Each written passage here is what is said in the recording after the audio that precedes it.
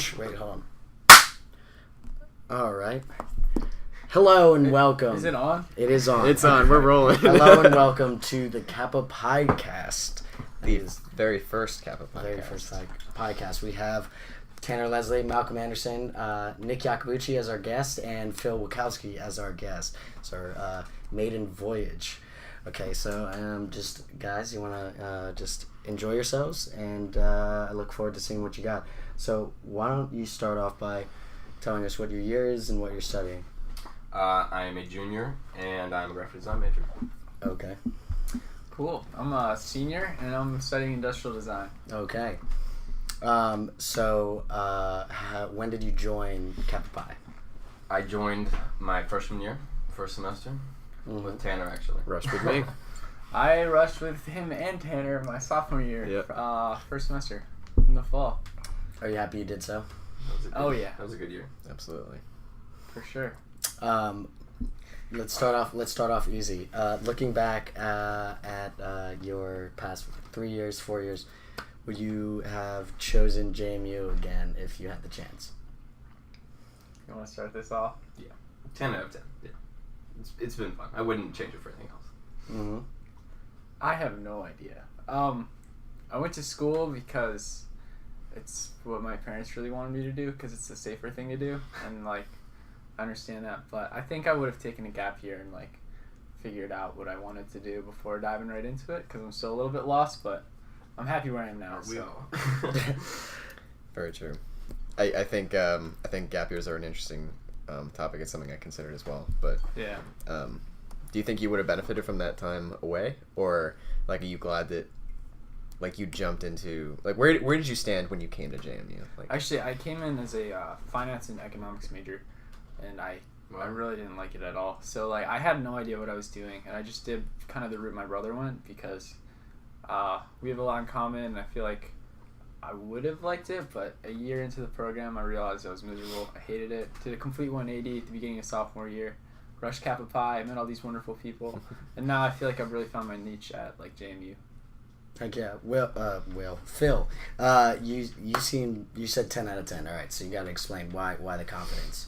Out of high school, I didn't know where I wanted to even apply. I just kind of threw darts, and to be honest, I didn't even really like JMU when I first toured it.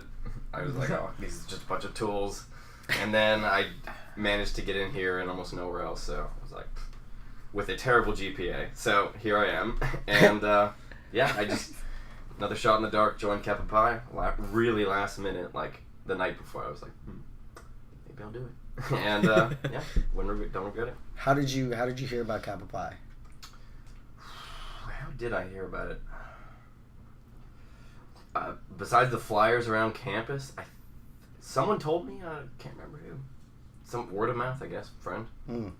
Same with you? No, actually, I saw Stephen Mayer wearing a tie-dye shirt that was really cool, and it had the Kappa Pi letters on it. I was like, dude, where can I get one of those? And he's like, oh, just rush Kappa Pi and you'll get one. And I was like, oh, hell yeah, sure. So then I did it, and I got my shirt, and I'm really happy I did. Those rush shirts are still some of the best. Oh, yeah. Agreed. That faded tie-dye look. They work. Yeah, they work well. They got me. We should do a redo. Yes. Make tie-dyes again. Revamp. Yeah. Absolutely. So what is so far, what have you gotten out of Kappa Pi? Like I said, didn't really know many people freshman year, so didn't really have any friends starting out. Now I have a bunch of friends, so heck yeah. Met a lot of cool people, a lot of cool events. Just got to do a lot I wouldn't have done. Mm-hmm. Yeah, I think mostly just a network. A bunch of friends, people you can collaborate with, more importantly than anything else. When you're stuck with a design prompt or art homework and you don't know where to go, you just walk into a room full of Kappa Pi people, and there's 100 ideas coming your way, and you know exactly, you have a better idea of where you're going to go. So that sort of opens up an interesting topic in that, I think a lot of us often get pushback when from people who generally aren't fans of Greek life or fraternities or sororities, and there's an idea that rushing one of these organizations is buying friends, correct? So I'm interested to hear what your takes are on that, and how that applies to Kappa Pi, if it's different from other Greek organizations, and what do you feel that you've primarily taken from Kappa Pi? You first. All right. I think there is a lot that goes with that stigma, but I feel like we don't really fit that typical profile. Like, we are such a liberal organization that's open to accept like anyone and everyone, and like I sort of felt the same way coming in. Like, I wasn't sure about Greek life, but then I met everyone in the organization, and I was like, this is totally for me. Like, I got to do this, and yeah, everyone's just super open-minded and friendly. It feels a lot more like a club than other Greek life organizations that I've been exposed to. Phil, you're up. Yeah, pretty much completely agree. When I was rushing, I was like, oh, it's a frat. This is going to be interesting. And I was really uneasy about joining, and then show up and everyone's eating cheese balls. And Yeah. It's like, this is the place for me. yeah, this is the place for me. Very cool. Very cool. So, Phil, you're a junior, Yes. and Nick, you're a senior. So, where do you guys feel so I'll ask Nick first. So you're a senior, so this is your victory lap. Yeah, this is my victory lap. 5th year. So, I mean, how do you feel about your position right now, like going to the next, 10 months? Well, at the beginning of school, or at least when I started with industrial design, we weren't accredited fully. So I was like really nervous, but now I feel pretty comfortable. Like, I started off with business because I feel like that's something I wanted to do, is start my own, I don't know what yet, hopefully something. But I feel like I sort of have an entrepreneurial mindset, and industrial designs really equipped me with the skill sets necessary to launch your own idea, get your product off the ground. And after we got Kevin Fopp, the new professor, in, I feel like it's totally changed our world. Like, we have so many more capabilities, and we can build like anything we want, prototype anything we want. So I feel pretty comfortable. Like, I'm excited to see what next year has to offer, just because I really have no idea what I want to do, but I feel like I'm capable of doing it. So Yeah. Pretty much. Yeah. I don't know where I don't know what's gonna happen tomorrow. Kind of going in with an open mind, hoping for the best. Getting better at what I do. So anywhere's up. Yeah. As a graphic design major, I know there's like certain there's certain sections of the art program that kind of not go under the radar, but kind of their grind is in the background. I know photo is one of them. Mm-hmm. I know graphic design, it doesn't always get the attention it should. Mm-hmm. Same with oh god, it's escaping me. I want to say like bookmaking and stuff like that. You see those ones where people who are really passionate about it and they're doing work that's just as hard. And not to stop a long question short, how do you feel? Like, do you feel that there's any value in Kappa Pi in helping people in those majors? Yeah, like we were mentioning earlier, when you're sitting at a project, you don't even know where to start, or you're stuck, or having the people to talk to that actually know what they're doing, definitely get you stuck out of there. And yeah, I totally agree. Like, being an industrial, we're not exposed to like any typography classes unless we choose to do them as electives. But like for all of our projects, we have to have graphics in the background to complement our prototypes and such. So like going out to the graphics majors within the organization like is so helpful. Like Katie Vaughn has helped me like 100 times. Like, good stuff. So there's the connectivity helps. Mm-hmm. Yeah, just like having something on your computer and being like, hey, can you look at this? Can you tell me what's wrong? And just getting like even a couple words can totally help you. Just a little guidance. Just a little guidance. Yeah. definitely good support system within the fraternity. Yeah. Mm-hmm. All right. Well, we spent a lot of time on the fraternity, and let's just start talking about you guys. Like, specifically why graphics, specifically why industrial. I mean, let's start with. I know you have a long answer, so let's start with you. I just took a bunch of art classes growing up in school, elementary school, middle school, high school, and it was middle school where like the computer class within the umbrella of art was like first off. It was like cool, we could do Photoshop and stuff like that. But of course, it was hard as dirt, and I don't know, I just kind of stuck with it. It was something I was good at. Like I knew art was something I was interested, something I was passionate about, but the starving artist stigmatism kind of stuck with me. So I'm like, oh, maybe I'll do something. Maybe this is a better route while still having that art background. Why do you think so? That's a great question. I've of course grew up drawing and painting, like I said, and it just seems like the newer thing. You know, everyone's moving into technology and like being able to apply your art skills towards something tech-based. Seems like a good path. Do you think there's credence to the saying that there are certain art fields that are more employable than others? I know that very often it's said that a graphic designer is going to be more employable than a painter. Do you think that there's credence to that way of thinking? And does that lie in your decision making? Employable how? Like if I'm a painter, let's say I'm a painter, I'm not gonna be like applying for like a painter job. You know, I'm a painter, I paint, you know. Within their field. Within their field. So I'd say that it's not really, like you were saying, it's not really you stand a better chance of getting a job, but for something like, well, we're on the topic of painting, graphic design, there's more of there's more to go to than, you know, if I was a painter. Like that would be awesome. I could paint forever, but there's more of like, I don't know how to say it. There's more of like something already in place for graphic design. Graphic design is, you know, we need people for it, and painting is just painting. Would you paint or draw or do something else if you could? You mean if I could? Like profit and off of it. Yeah, 10 out of 10. What would that be? I'd probably paint. I got into painting last year, and I've been drawing all my life, so probably a mixture or something like that. Mixture of both. Photography as well. That's another, like, photography is kind of a double asterisk. There's good photographers that make lots of money, and then there's like most people that just do it for fun. So, who have to say that they do it for fun because Yeah. they're not making any money off of it. so I'd say it almost looks more like graphic design and tech is where we're all headed. But if I could do it for profit, anything else, yeah, I'd probably do photography and painting. All right, Nick. Back to the first question for you. Why ID? Why industrial design? Again, it just feels like it equips me with everything I would need to launch my own brand. And I'm not sure what it is that I'd want to make yet, but I feel like really comfortable with CAD skills. What is CAD? CAD is computer-aided design, which is like 3D modeling softwares like SolidWorks and Rhino. And Cool. I think that's like a really useful skill that I'll probably try to find a job using. But I guess, yeah, that's my favorite skill.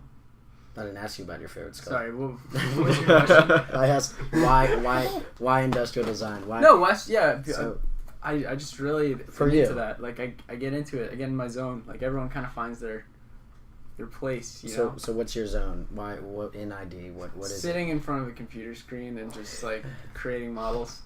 I feel like that's what I'm more into. Also, it's really hands on. Like business, I hated just staring at flashcards all day, flipping them, and it goes in one ear and right out the other. Whereas like these skills are sticking with me because like they're things that I'm into that I care about. So You didn't have a zone in business. I couldn't find it. Do you think it exists? I think maybe it's somewhere in me. I think that I need an internal motivation to bring that out, but I haven't found it in Saint Shoker, that's for sure.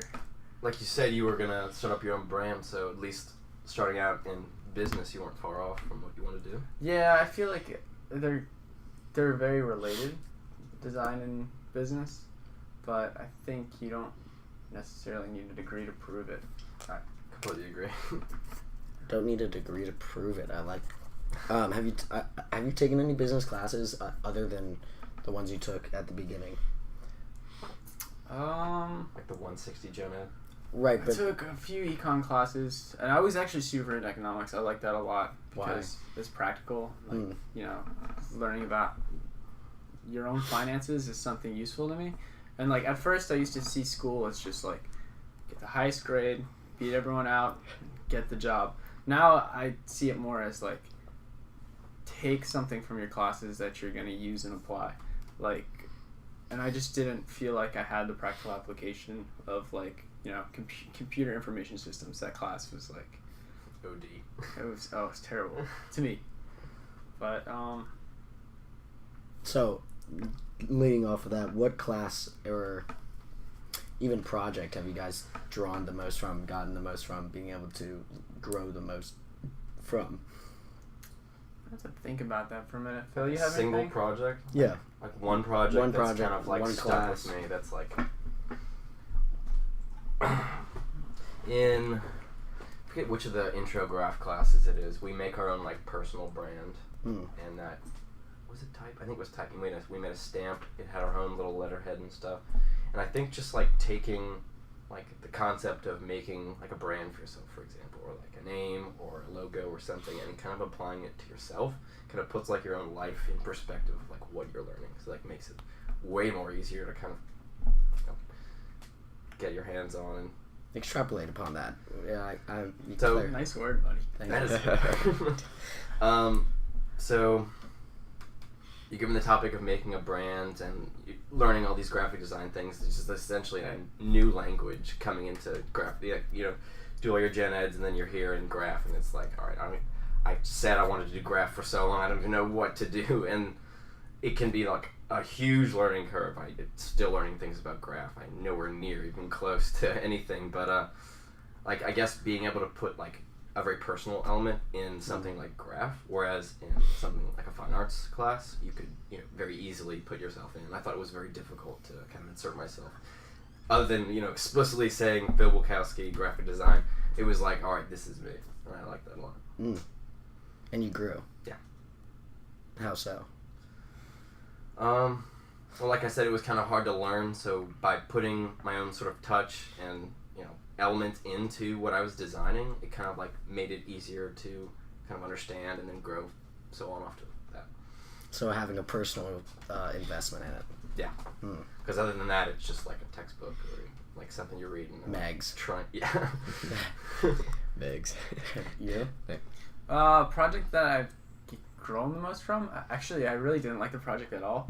It was it was a housewares design competition project last semester. You had to come up with some design to enter into a competition and create like a design brief for it. But I thought it was really valuable because you learn how to do ethnographic research, you learn how to do surveying, you learn how to do observational research, and then you learn how to create like a brief and a template and lay out all your information graphically so that like this thing that isn't a real product yet is like believable, and like you can flip through this process book, and like really buy into it and think that this is like real when it's still just a concept. What was your product? Mine was it was a dish rack that can be pulled from the underside of cabinet shelves to save space for college students. So like for my research, I said that typically from surveyed kids, they only wash their dishes like once every 1 to 2 weeks, and they just let the stacks pile in the sink. And a dish rack doesn't accommodate enough space for that. So the idea is if you have these under all your cabinets in the kitchen and you just lower them down, throw your things up there, let them dry, pull them up, put them back in your shelf, and you can just pop it back up. It saves space, saves time, and allows you to be lazy. I'll put an order in for one of those. That's Yeah. good. I like Hot that. survey. How quick? Like 10. What was it called? The dip dish. Yeah, dish. But did you accommodate for the fact that there are like things like microwaves and things underneath the cabinets? Yeah, I had to like go into a bunch of kitchens as part of my research and just take a ruler and measure the space between the cabinet, and I think it was about 18 inches. So the dip dish hangs like I think 14 inches below, so it still gives you a little bit of room for things. In microwave. How tall? How many inches? How many inches is this coffee cup high? 3 or 4. 4. So you think you could have the dip dish down and have a stack of these cups? Not a stack. No, but like a line. Or... But the idea is you use them as you need them, so you just pop them up. You don't need one on this side. You can put all your crap there. Adaptability. But you got to think hyper lazy, you know. Maybe you could have it where it's like multiple different like. Well, then you shouldn't have your own house. And we're back from our little break for the first Kappa PiCast of what are we? Gamma Kappa. Gamma chapter Kappa, of largest chapter of art frat in the nation. That's right, and very proud. Hoorah! Hurrah.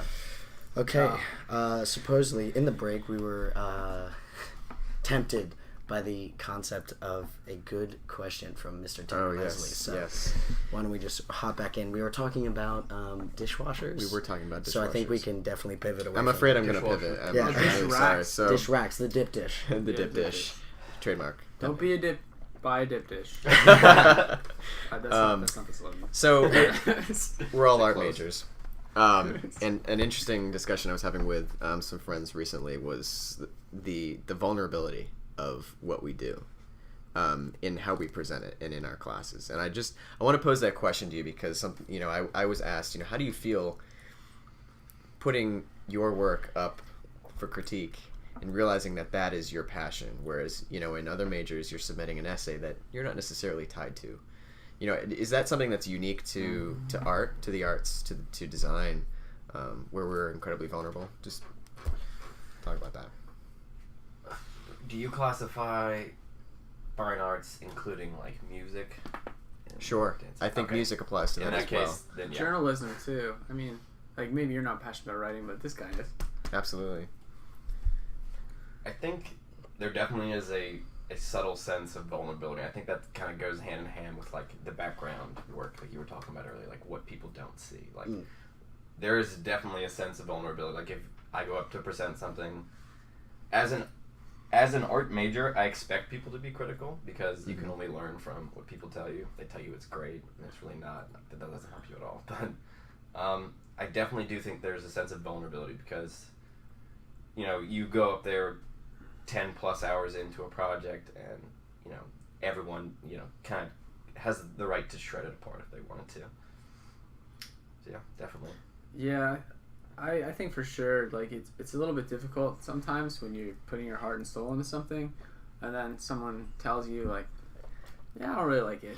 That can be pretty disheartening, but I think at the same time it can motivate you to make your work better if their criticisms are actually critical instead of just like, I don't like it. Do you think this vulnerability, this like putting yourself out there, is that unique to the arts? Literary and fine. I don't know how you would define I was fine arts, but I guess I would say so. Yeah. If you're encompassing like music and like theater and like all that whole genre is just like entirely based on critique, and it's like so necessary to have those criticisms. And it's your work that you're presenting. And this is a concept that people have talked to me and said, I don't understand that. I've never been there. Yeah. I've never put myself out there that so much, and they don't understand how art majors can go up in front of a studio and say, this is what I've been working on for the past 4 weeks. What do you think? And every single eye in that class, in that studio, is judging you based on that work.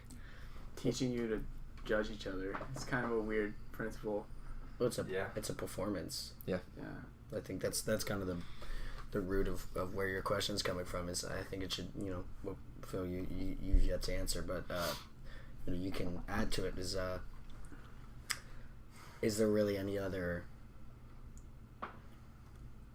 let's just say, corner of JMU that deals with the same weight on their performance, not just results, but just from beginning to end, process, concept, execution, detail, all of that.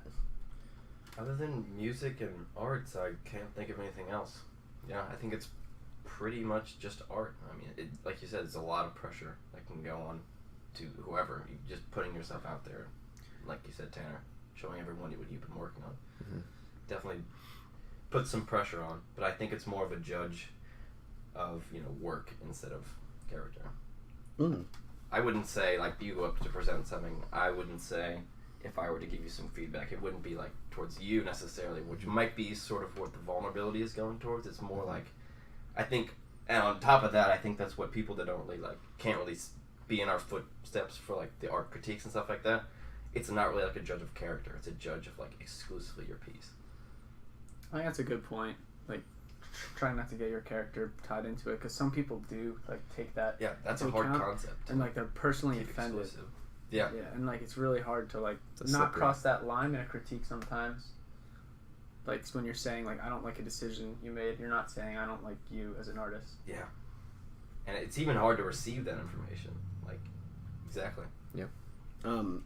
How do you deal with something, you guys critique and get critiqued, so how do you deal especially maybe there's someone who's in class who has a tendency to maybe borrow from other people and may not have the most original ideas, or they don't seem to put in as much work, and then I don't know, don't seem to be as invested. How do you handle that in a critique? I mean, personally, when I see that kind of stuff, it it's frustrating to see when you put in that time, and someone's up there and just mailing it in.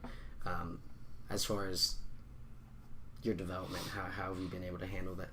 Dealing with peers who kind of don't get it. We'll start. I feel like what you're saying is some people that aren't as original take other people's ideas and run with them. Is that your? Oh, it's more. The question is more about clearly both of you. Not clearly to the public, but to the people who know you. You guys put in a lot of work, and you guys care about what you do. That's not everyone. So how do you deal with the ones? I mean, just personally, as far as like pride, and you're talking about the character isn't in the work, but it might be in the pride of your major, and the pride of your class, and the pride of the process that everyone's going through. I mean, I know when there's outliers in the photo or the journalism, and you see just sloppy work, it's like, really? I've had classes where, like, I think what you're getting at is, like, people, like, let's say I put in, twice as much time and effort as a different person, and they kind of stand up in front of everyone and kind of present what they've done, and it's obviously, like you said, it's not as full and not as much effort and originality as not necessarily exclusively mine, but other people's alike that put in the same work. I almost take it as, like, a challenge. Like, our major, our art majors, just anything, like you were saying earlier, that requires, like, a lot of skill and a lot of, like the vulnerability question. Mm-hmm. It's a very competitive major. Mm-hmm. Everyone can agree with that. Mm-hmm. Like, and again, it's not really character competition. It's, you want to make the best stuff. No one's better than anyone else. It's just you have to do the best you can do. And I almost take it as like a challenge. If I see someone like not really working really hard, or like I'll put in the extra lap just to say like, No, I want to hear you. I want to hear you end that, because you're onto something. Yeah. I'll finish that thought. Like average class. If we're starting a project, the people would like leave early, and I'll just be sketching or whatnot. Like I almost take the people that don't really like put in all the work as like a boost. Like, all right, they're not doing so great. I'm gonna do even better to kind of like shed some light on, or put in an extra 5 hours in on a piece to show that opportunity. It's not against them at all. It's just like exclusively skill based. I think there's definitely a competition aspect to. Is there any other major besides graph with a portfolio review? Industrial design. To pass into to enter the program? Yeah. Yep. So I think that especially there's a competition aspect to majors where that comes into play. And, when I came to pick up my portfolio and people are opening and finding out the results, it's like, this is real. And these are decisions being made based off the work that they have, the work that they've put in for judgment. It's judgment day. Yeah. And I mean, how does that? What are your thoughts on that? I'll get back to that in a second. I just had a weird thought. You were saying earlier that people can't really see themselves in our feet sort of as art majors and as this competitive of a major. I think I see why they're like that, because on top of being such a competitive cutthroat major, it is such a, on the other hand, a community based, check out what I got, let me see what you think. Like, it's a really weird balance of that, where everyone's essentially out to be better than everyone else, but at the same time everyone's relying on each other to kind of help them get up there. So what was your original question? Sorry, I just got on tangent. I mean, I guess, what are your thoughts on the competitive aspect of these majors, and is it a positive factor for you? Is it does it bring you anxiety? Is it detrimental? Is it advantageous? Yeah, all of the above. It's definitely strenuous, definitely so much anxiety, but I think that's what really kind of pushes us all to keep going. Mm-hmm. Like, we live under these harsh standards of the major and the work we do, that that's what personally keeps me chugging along, because I don't roll with the punches, whatever you want to call it. Constant judgment. Yeah. Nick, you have. You're up to bat. Yeah, you've waited patiently. Hold on, you have some schmutz on your eye. There you go. Yeah. So to answer your first question, which was like, how do you feel when people are not, putting their best effort into something? But your best foot forward was the line you were looking for. Yeah, something like that. It doesn't bother me at all. Like, if I see someone who isn't trying, it just shows that they don't value the skill set from that class or that major.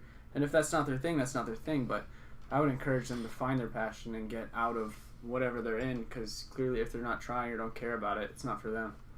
So, like, if I see a classmate who's, like, struggling but not making an effort to do anything for themselves to improve, I'm not going to let that bother me. It's just going to make my work look better. Do you pick them? And this is for both of you. When you see someone struggling, do you make an effort to pick them up? Absolutely, but only if I can tell that they're putting an effort in for themselves. Like, if someone is, like, really trying, like, they want to see the results, then absolutely. Like, again, we're so community-based. Like, it's really important for people to come in and, like, I feel like you learn just as much from your peers as you do your professors sometimes. But if they're not, like, putting in the effort and don't care at all, then it's not my place to be. So this is just kind of a way of bringing some circularity. If that's a word, I can't remember. Call it a word. We'll call it a word for now. Circuity. But no. So that being said, do you see? This is a tough question, and honestly, honestly. Do you see any of that in Kappa Pi? Do you think that the honor part of the Kappa Pi International Honorary Art Fraternity is held? That standard is held. As in, do you think there are everyone in the fraternity, everyone in our community, that community holds up to that standard? It's like pick other people up when they're down and help encourage, and also put in the work. Well, putting in the work is all, person to person, I think. Absolutely. But definitely a community aspect to help others, I think. What do we have, like, artworks, people apply. Don't we have, like, a Kappa Pi thing there? We have we have 2 or 3 shows downtown this year. We had one last year, but every semester we have at least one public exhibition. Yeah. That's a very hard question. Yeah. Well, take your time. Do you have an answer? I feel like most everyone in Kappa Pi cares. Like, we're here together for a reason. Like, I think it just helps facilitate community by being in Kappa Pi and, like, having these people to bounce your ideas off of. Like, otherwise, if people weren't getting anything out of it, I don't understand why they'd be here. I mean, there's definitely a big social aspect of it, which is awesome, but I feel like we do, like, sort of uphold the standard of, like, trying to raise the bar, because, like, I think of all the most passionate artists I know in our program, and the majority of them are members of Kappa Pi. So just to jump, hop, skip, and a jump. Hop, skip, and a jump off these semantic questions. Is Kappa Pi, is Gamma Kappa of Kappa Pi would you describe it as fraternal? Our particular class? Yeah, our fraternal, or our fraternity as a whole? Or our particular chapter of the fraternity, as in this JMU's campus. Do you see it as a true brotherhood? I do, yeah. Like, kind of going back to the past couple questions, I personally haven't observed it, but, we're all here for the same reason. Like, art kind of brings them all together, and like you said, we're all here for a good time, but at a certain point, like, we're all here for the same reason, so we should help each other out and kind of cushion, and yeah, it is a fraternal. What do you mean by you haven't personally observed it? Well, I don't know. Yeah, you do. I don't know where I was going with that. It's alright. Honesty is always the best grab answer. the wheel? Yeah, grab the wheel. I had a brain fart. It's I could see that. I think when I think fraternities, I think, like, Kappa Pi is not the first thing that comes to mind. Because, again, we were talking about the stigma at the beginning of this segment. and I think more community than anything else, because it's just like having these peers around you that are passionate and motivated just like you are, but in different disciplines. Yeah, facets of design, That's art. word. Yeah, nice. Thanks, man. Ding. Yeah, It's like really helpful for personal growth. Like being around someone with a completely different set of skills to you to look at your work and then give their input. That input is just as valuable as anyone else in your own discipline. if not more. Yeah. Like, okay, I can meet up with a bunch of graphic designers, but I get an industrial's point of view that's way different than any of the graphic designers. Right, it's all composition, isn't it? Yeah. And every single discipline talks about composition. Yeah. Fibers, painting, photography, industrial, architectural, graphic, everything under the sun is composition. And you just have so much perspective. Wrong hole? Yeah. Oh. Okay. But yeah. Wow. I hope that was on camera. That was definitely on camera. So the where I was gonna jump. So I was gonna jump from there's slightly repetition. It's not even like you said anything controversial. No, you just right. Just listing It majors. was an actual spit take. But no, so to bounce, the reason I kind of hit you with a few repetitious questions was kind of to prep you for. So how can not just Kappa Pi here, but just as a organization that's supposed to and intended to support and promote the arts and creative process and people invested in pursuing the creative process, what can always be done better? Nothing's ever perfect. No organization is ever final. As people who are invested in your major, but invested in our community, our little family, how can we grow? Okay, I'm gonna start by saying every time I drive down Port Republic Road and I'm going northbound, is that where it is, towards Aspen? Mm-hmm. Yep. I cringe and die a little bit inside when I see that gas station's mural on the side. Oh The dog. gosh. Yeah. Oh, I love it. it's awful. Like we should be contacting these people and fixing that. Yeah. I'll personally do it.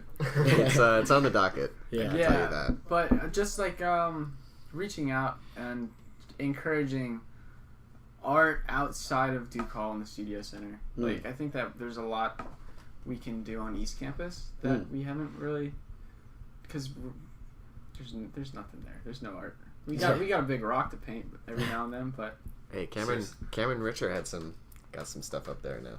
yeah. And I said, yep. And Something I else. think by like reaching out to that side, we can really grow a lot more just by getting our name out there. So you're saying bring the arts and sort of the community as a whole into the community? Mhm. Into communities outside of our own. Yeah. Okay. There's no reason why we should have that locked down. Yeah. We're Especially, only really going to grow sort of back It's to what only- you were saying off new experiences. And we're back to the Kappa PiCast, round one. All right, so thank you for dealing with our technical difficulties, but we were talking about your inspirations. Oh yeah. Well, if we're talking about art, I kind of get inspiration from just like living, like weird stuff you happen across, like just I don't know, it just fuels it. Like for example, I took a photography class last semester, and never taking a photography class in my life, just snapping photos of things. I would just take shots of like random things. I just walk around and take photos of stuff, and like just like going about my day and like happening upon like just random things that just spiked it. Like graphic design, I'd happen across a logo that I either love or hate, and like shred it apart later and kind of change it in my own way. It's really just like going about daily life and noticing, maybe having that like artistic vision, like just going about the world, seeing life as like an artist. You can like pick apart everything. Seeing life through a frame. Seeing life as an I artist. like that. Like this. Everywhere you go. You get, there's times when I'm not carrying a camera around. There are times, especially at parties and stuff like that. You wish you had it. Well, I just am like, snap. Yep. Snap, like I can, it's just there. It's in, and as with every person who's has some intuition within their discipline, it's just there. You just see it. It's like this sixth sense. Right, it's just, you know how the weight of the characters are supposed to play out within these boundaries, It's like not kerned correctly. Right. It both ruins your day. ruins your day, or, Yeah, stuff like that. I don't know. Just have to have the eye for it. How do you... So, talent is cheap, right? Right, that's the saying. Talent is cheap. What do you do when talent runs out? Because it does, and then... Good question. That's a great question. Nick, why don't you start? I don't believe in talent. Maybe? Okay, that sounds weird. I feel like some people have a better predisposition to achieve success than other people do in certain facets. But if you work towards something and can really wholeheartedly believe in it and are passionate about it, you will see growth and you'll get the results. So I feel like talent is just the base layer, what you're given at the beginning to start with, and you can grow from there. Some people are starting here and can move upwards. Other people start down here, but I feel like anyone can reach the top if they put forth the effort. So I think it's the drive is a lot more important than the talent. And maybe like instead of talent like running out, like you said, it kind of like instead of runs out, it kind of just shifts to something else. Like as an artist, an up and coming artist, I like to think. You start out with like something very basic, and then that semester's over, and then you're starting a brand new art class you've never taken before. So like, talent starts to run out for that class, and then I'm taking painting. So like, talent doesn't necessarily run out, and like that's said and done. It's like you just you're not feeling this anymore. You go apply yourself to something else. You didn't answer the inspiration question, but you did a good job with this last one. All right, so inspiration. Good work, buddy. Inspiration. I just poked myself in the eye. That's on camera. Yes. Can we get an instant replay? I think Zoom in. I draw inspiration from everything, like everywhere you go. Just like when I first came into the School of Design, one of the professors said, "Always carry a sketchbook everywhere you go." And I was like, I don't want to carry a sketchbook. It can't fit in my pocket. That's annoying, dude. That's like, lame. So now I see the value in that, just because you can take like form language from anything you see, just going throughout your day and apply it to things. Like an example of that is the furniture design professor I have right now is designed this bookshelf that was based on a wall pattern he saw in Pompeii. So like the way that the rocks were aligned is how he drew the shelving units on this bookshelf. That is wild. And it's really cool how he just like took a form and you could immediately see how it plays out in his design, and like he came up with something beautiful. So let's reverse phone number look up this. So like you can take a phone number and find someone instead of like finding someone and then finding their phone number, like white pages, right? So Sean Yu, is this the professor you're talking about? Yeah. Sean Yu. Okay, so he administers pretty challenging prompts for your exercises and your projects.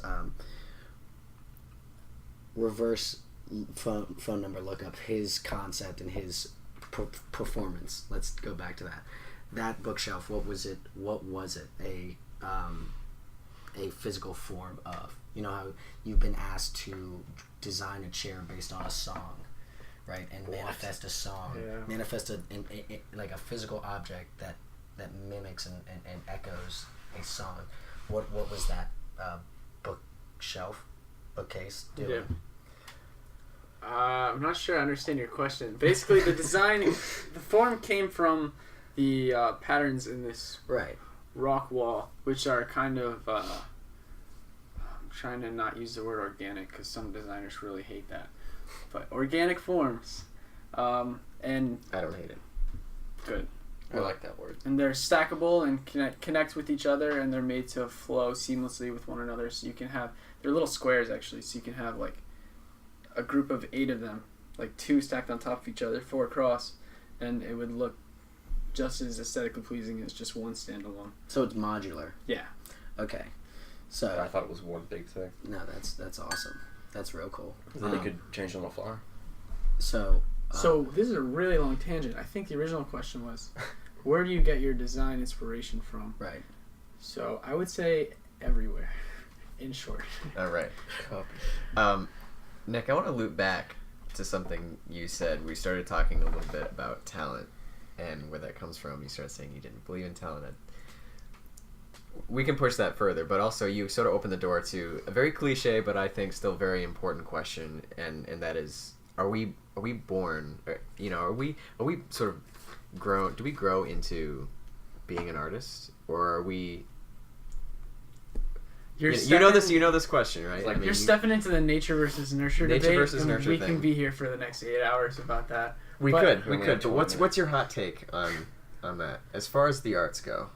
I think talent is the base layer, and the drive is what promotes that and brings it upwards. I mean, you said that. Come on, give me But something. basically- What's the base layer?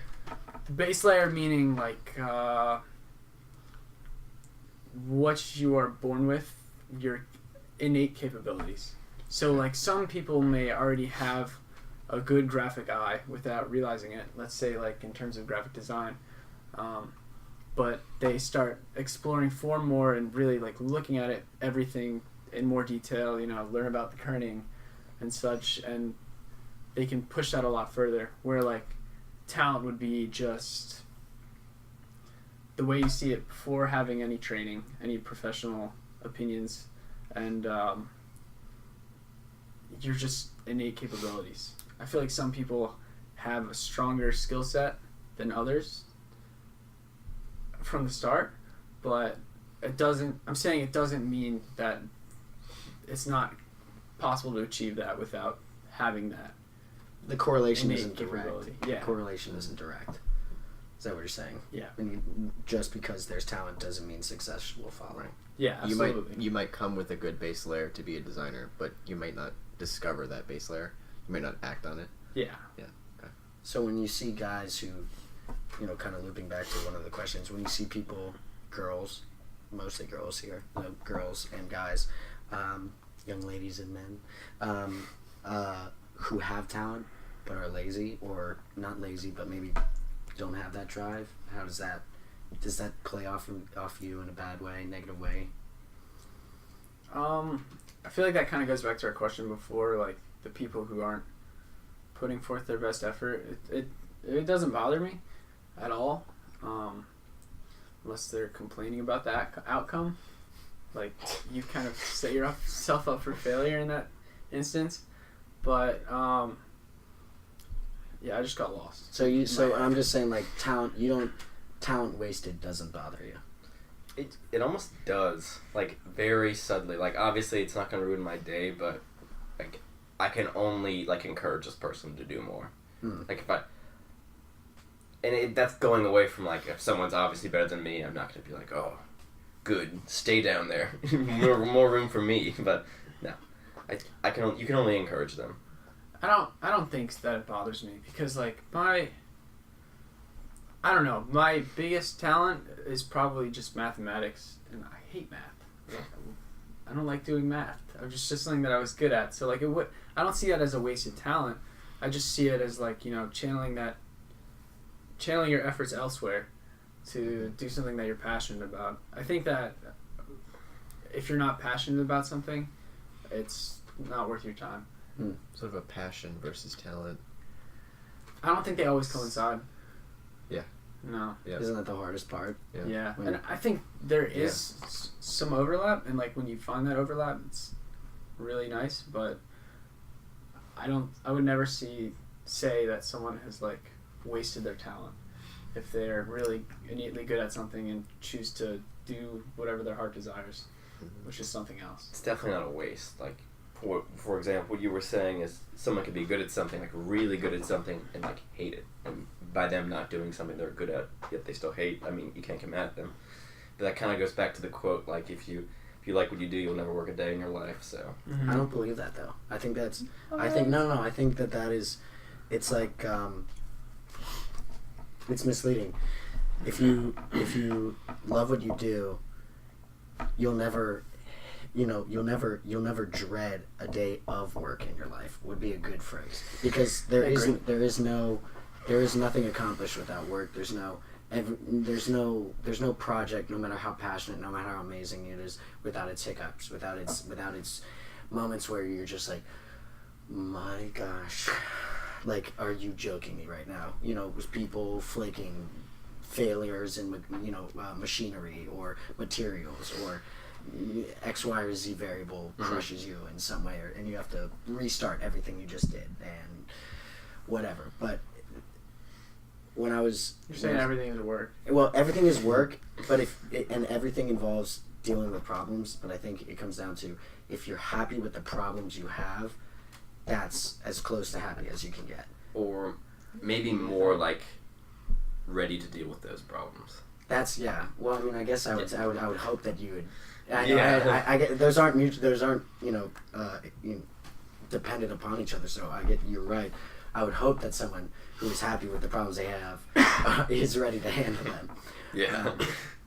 But you were talking about moments where the talent and passion overlap, and just quickly, this is because you have a couple good questions. Have you had an it moment with your discipline where you've made something and you've looked at it and it was like, not just look at what I just did, like look at what I just made. That's formative moment. Right, that's mine, and I'm not just another guy or girl,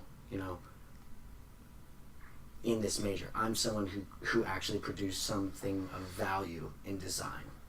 Have you had one of those moments that, right, because like when I'm a double major, and I only added my second major way late, but it was because I got into a study abroad for photography, and I went and I came back, and when I was developing these photos thousands of miles away, which I hadn't seen weeks later, I'm pulling them out of the darkroom and looking at them and going like, oh my gosh. Not because I'm like, oh, look at me, I'm such a good photographer. Like, look at, I'm so talented. I didn't think I didn't think I was a photographer at that point. I didn't think of myself as like, look, I am a photographer. I thought it was like, I take pictures, and I looked at that and I was like, that's not a picture, that's a photograph. That is a piece of artwork. That is a moment that I captured that compositionally and technically is beautiful.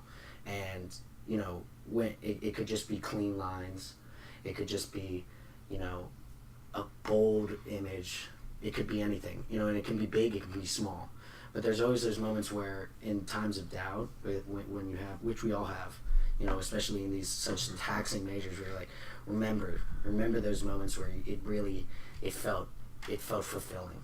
So have you guys had those it moments with any work that you've produced where you've been like just so proud and happy to have accomplished it?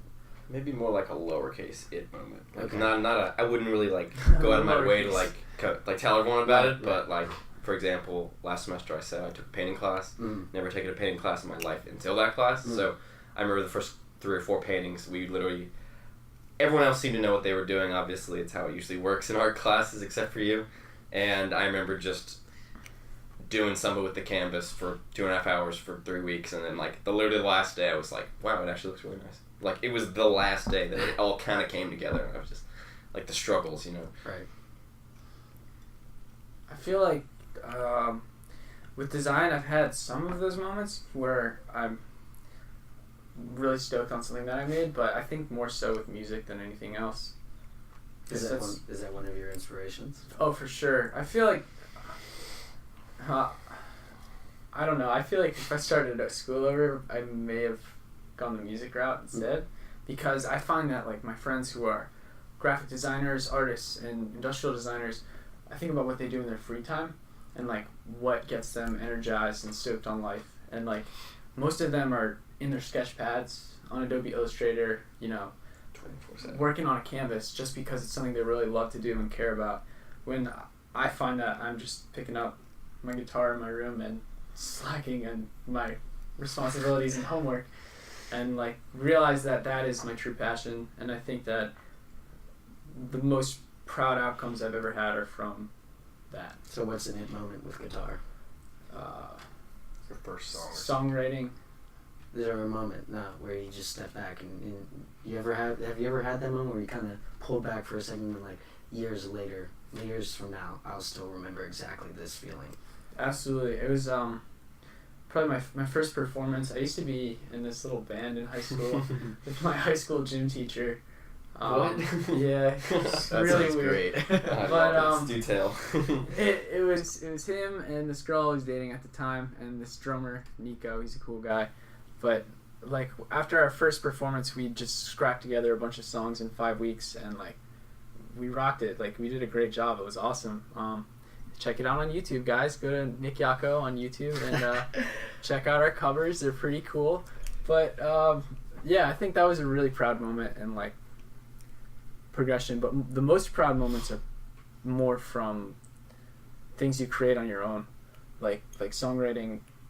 I feel like you have to learn everyone else's music and design are so similar because you have to learn the design language of designers before you can create your own pieces. And same with music. You listen, you learn how to play all the classic rock songs. You learn Smoke on the Water. You learn all those basic riffs that everyone knows before you're able to put your own stuff together. But once you finally find your own language and like your brand and your identity, like that's a really like powerful moment of pride. And I think that just that is what I... That was your moment. Yeah.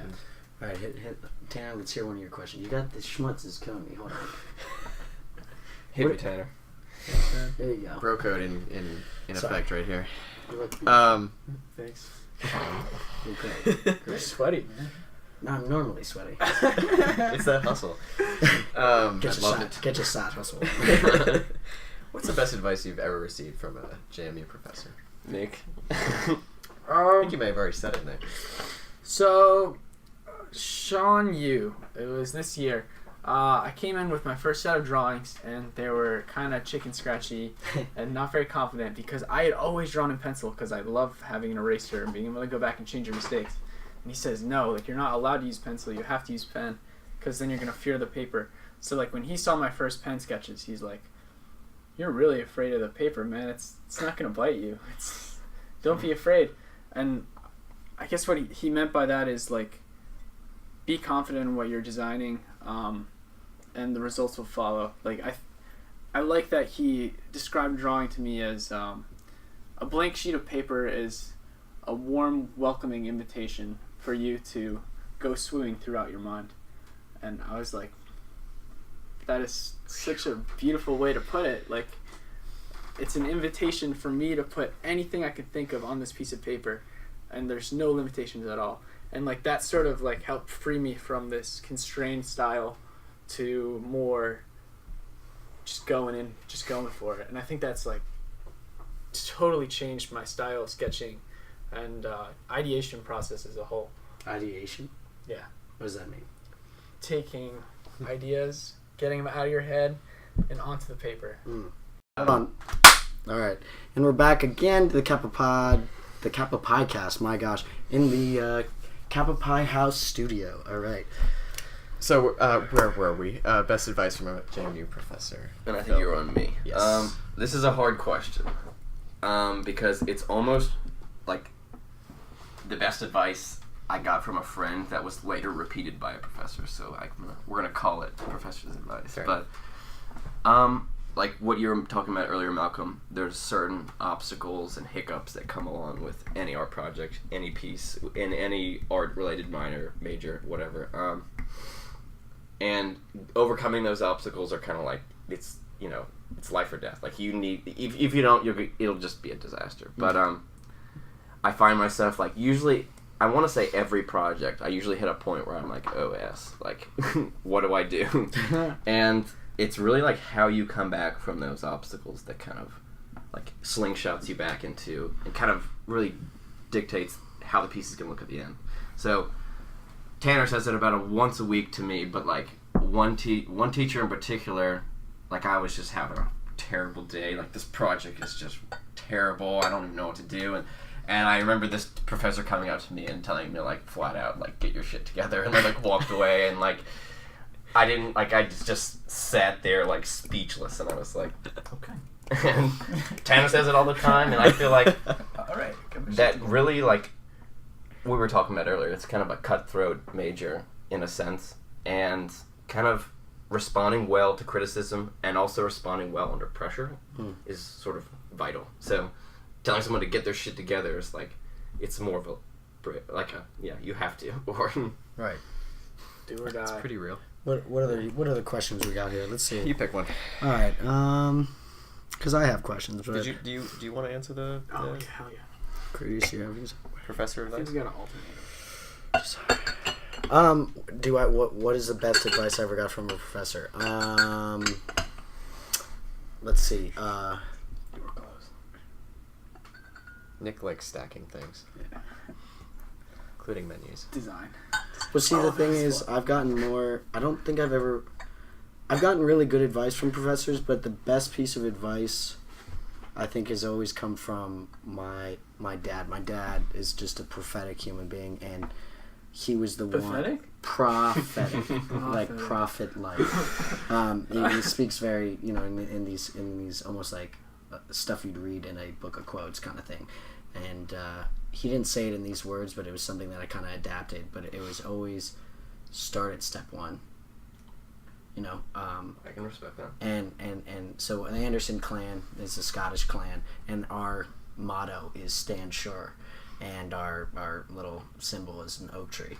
And so that more than anything, and any professor could, because professors for me have guided me in certain directions and things like that. But as far as work ethic and things of that nature, and dealing with problems, I love stress. I thrive under pressure, and I don't do well with free time, right? So the less time I have to play with, the better I do.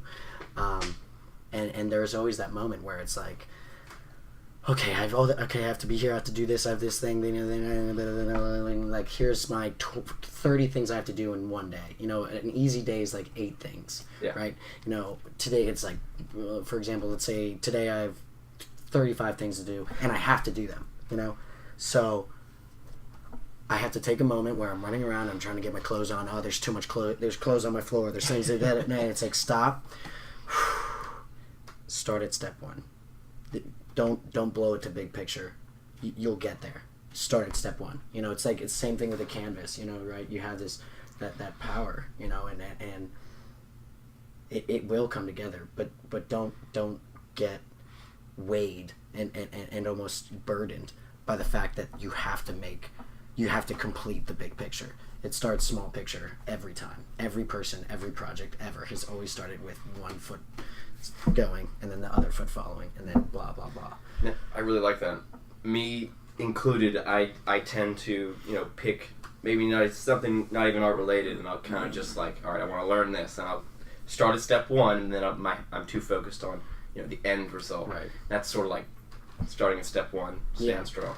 Stand sure, and it's not just strong; it's just standing sure. And then that's why I really love that it's our phrase. It's not you don't have to necessarily be strong, but stand in belief of yourself. Trust yourself.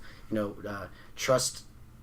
And I hate to say the Sam Hinkie, but trust the process. Trust that that through the end, you do have what it takes. You do have the ability to adapt, etc., etc. Don't freak yourself out, right? It's not bigger than you. It is just a project. Yeah. This isn't the thing that brings you down, right? This is not the the card that brings down the house of cards, right? So, I have a good question. This is a question I like to ask everyone. There are 2 questions. First one, these can be good ending questions because they're not heavy, but they're personal. So who do you want to be? Not what do you want to do, but who do you want to be? You got it. And you can take time with that because it's a difficult question to answer. I can answer it pretty quick. All right. Jack Johnson. Why? Okay. Well, you gotta explain. He's incredibly empathetic and understanding and passionate and has values in line with my own.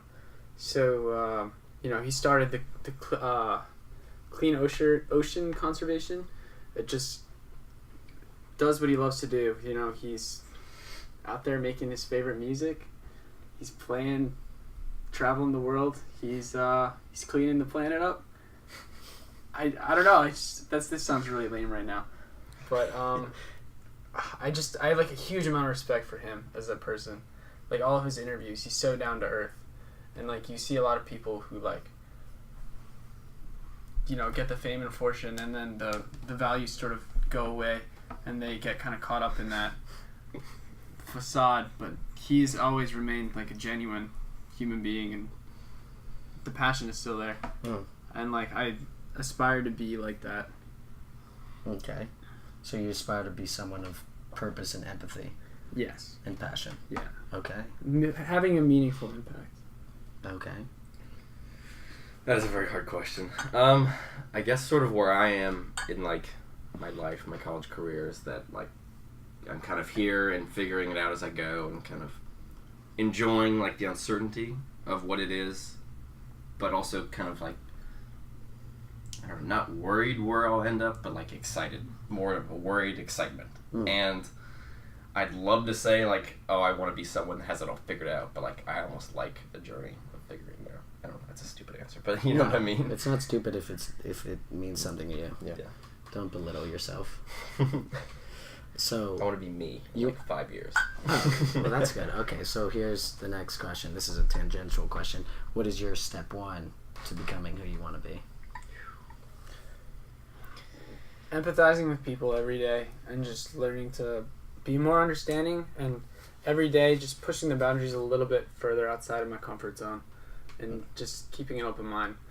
I try to give like 3 compliments a day just because it just makes you feel good, makes other people feel good, and helps you create a connection with other people. You never know when that little something is going to matter to someone. Exactly. And like it can be so meaningful. And hard stop that came out of it. I think that passion is really the engine that gets you there. Like if you really care about something, it comes a lot easier than if not. And I feel like I've been like preaching that a lot throughout this podcast. That's okay. That's your underlying message. If you care about something, go for it. Go do it. Yeah. And make it happen. Okay. You? I almost watched that fly in your mouth. You pretty much nailed it right on the head. Like, be the best person. Be a little bit, not to say be a little bit better every day, but essentially be the best you can and like empathize and kind of interact with your community and kind of better yourself little by little every day. Okay. Which is a lot, but that's the move. What do you got? Questions? Yeah.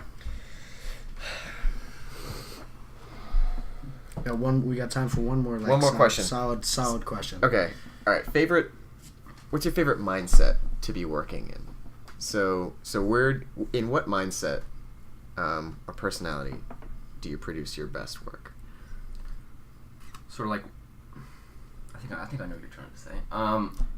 I kind of work best when I'm kind of cut off from like everything else, or I'm like sitting down with the thing I want to work on, and there's nothing else in the world that matters at that point. In like, the zone. Very, not necessarily in the zone, because like it's hard to be in the zone. Not every time it happens, but just very cut off and isolated. Like I will like if I'm 9 out of 10 in class for art class, I won't put in like 110 in class, and I'll come back at the end of class when everyone else is gone, and then put in my 110. Just no distractions, just in the zone. You and the work. For sure. For me, the easiest place or mindset to work in is just being relaxed, like very relaxed in a social environment with not too much interaction going on, but just like being around your peers is really helpful, because sometimes when I get stuck on something, I like to just walk over with my sketchbook and say, hey, like, what do you think of this? Here's my thoughts, but like I really need some input. Can you help me out here? And that can kind of unstick you, and you can go back to your workspace and keep working. But when I'm agitated and I'm crunched for time, my projects, the passion goes away, and it just becomes a do or die moment, and they lose a lot of that importance to me, and it just becomes like, all right, I need a pass. Let me turn this in whatever I turn in is what's gonna happen. And I think that like when I'm laid back and I'm relaxed in a nice like social atmosphere, it helps me to think more freely. There's less constraints. There's less going on in my mind, and I can just go for it. Produce your best work. Yeah. All right, I'm gonna ask. This is the last question. I think we should end on. It's a question from freshman year, when I was at we did O week or whatever, orientation. Not O week. It was Frog week. It was Springboard? choices, springboard, whatever. Choices. Yeah. Whenever we were whenever we had whatever your O group. Remember you had Summer springboard. summer springboard. Okay, so we went to. At least when I'm a fifth year. This you guys would have been in high school still, but we got taken to Grafton, and up on screen there was an interactive survey, and it asked if all of your values were tangible objects, and they were placed in your house, and your house caught on fire. What is the first thing you would go and grab? Like which value? So it's like compassion. Health, creativity, like financial success, financial stability, family health, fairness, kindness, discipline, anything like that. Is this like a what would I grab first, or like I can only grab a couple of things? Kind of Well, just what's the thing that you would grab first that you needed to grab for your character? So essentially, like what value is most important to me? Right. House is on fire. You don't have time to decide. I guess empathy, if that's a tangible. I was just gonna say that. Like, sort of, you can build on empathy by the sort of communal aspects. Like, you can feel for other people. You can learn by feeling for other people and kind of, helping them through their problems and so forth, vice versa to you. So, empathy. I totally agree. I think empathy encompasses everything. Because if you're able to put yourself in someone else's shoes and see things through their perspective, then you can take all those other things with you. Like compassion is just something that comes secondhand with being understanding. And like, would you say family, health? Right, all these other... I feel like it just encompasses all of that. Because... Just being able to feel and, like you said, feel for someone else. Put yourself in someone else's shoes. If I know what you're going through, I can kind of like, all right, Tanner's going through this shit. I'm going to help him get better as a person. You can rebuild the other things, but empathy is the base. That's Empathy step one. is the there you go. All right. Well, that's real good. Stand sure. Stand sure. Stand sure. So sure. What I want to have us do is there's a piece of chalk above you right there. Go ahead and grab it. We're gonna sign this wall. This is a chalkboard. We're gonna sign the wall. Closer. All right. Go ahead. Turn around. Sign your name. Oh, it's hard. Nick. This is art. Iaco. I love it. You can scoot over. Yeah, stand up if you need. Stand up if you need. I'll just sit in your lap. All right, come here. Oh, big boy. yeah. I'm going to put myself in the full square. Phil. I'm going to write really, really tonight. There you go. Very good. All right. Well, thank you very much. That is the first Kappa PiCast. It's been an honor. Thanks for talking Thank to you us, for guys. Kappa Pi! So, thank you very much. Did you guys have fun? Yeah, I had fun. Is there anything else you'd Drank like a to say? lot of coffee. Is there anything else you'd like to say? Just like as far as we've gotten pretty deep into just each your personality and what you care about. Is there anything else maybe we didn't ask the right question, or there's just a comment you'd like to make? Don't do anything for the accolades. What do you mean accolades? Like Achievements. Achievement. And awards. So you're saying do something to do something, not do something to say you did something? Yeah, like Olympians don't work to get and wear the gold medal. It's the pride that comes along with like being the best at that thing, and like the personal values of like what you assign value to. So like I'm saying, don't do something just because like for example, I was in a program and I wanted to graduate with honors, and I was like, but I don't care about this project at all. This sucks. This isn't me. Like, so I dropped it, and I'm just like so much happier, and I feel like doing anything just for the sake of saying you did it or having an achievement or something to put on your LinkedIn profile is not the right reason to do anything. Do it because you care. Okay. Preach. You? Pretty much the same, yeah. Like, if you're just doing something to say you did it, there's like no point. You're not really growing. Like you got something to put on your name, but you haven't really grown necessarily. All right. Well, Excellent. thank you. That's a wrap. Much obliged.